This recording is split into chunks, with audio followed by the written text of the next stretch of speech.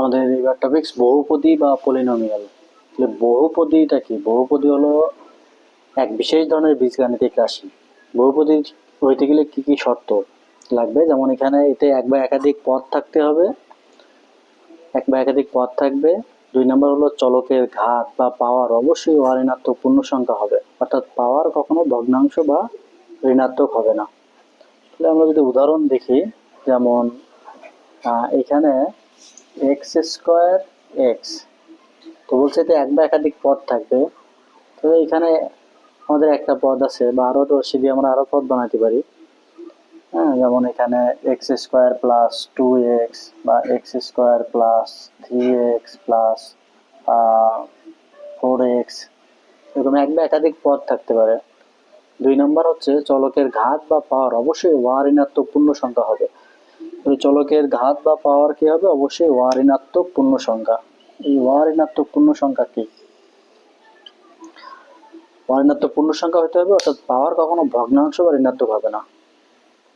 একটা উদাহরণ আমরা যদি দেখি এখানে, যে এক্স স্কোয়ার ইন্টু এক্স, তো এইটার বলছে যে চলকের ঘাত বা পাওয়ার অবশ্যই ঋণাত্মক পূর্ণ সংখ্যা।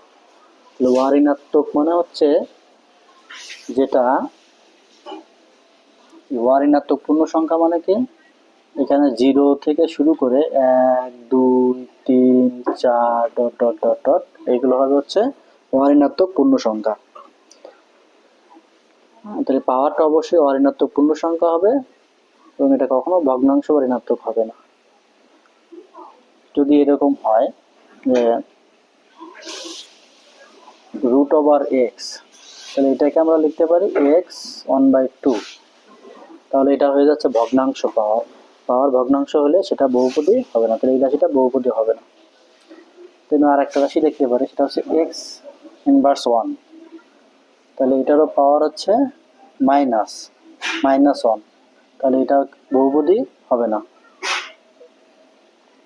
এবং আরো একটা যদি হয় যে 1/x, অর্থাৎ হরে আছে চলক, তো চলক যদি হরে থাকে, তাহলে এইটা যদি আমরা ক্যালকুলেশন করি, তাহলে এটা উপরে উঠে গেলে হবে এক্স ইনভার্স 1, তার মানে এটাও হবে।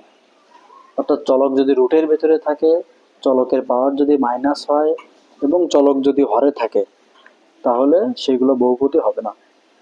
অর্থাৎ বহুপদী হইতে গেলে অবশ্যই চলকের পাওয়ার হওয়া লাগবে ঋণাত্মক পূর্ণ সংখ্যা, অর্থাৎ 0 1 2 3 এরকম ঋণাত্মক পূর্ণ সংখ্যা হইতে হবে।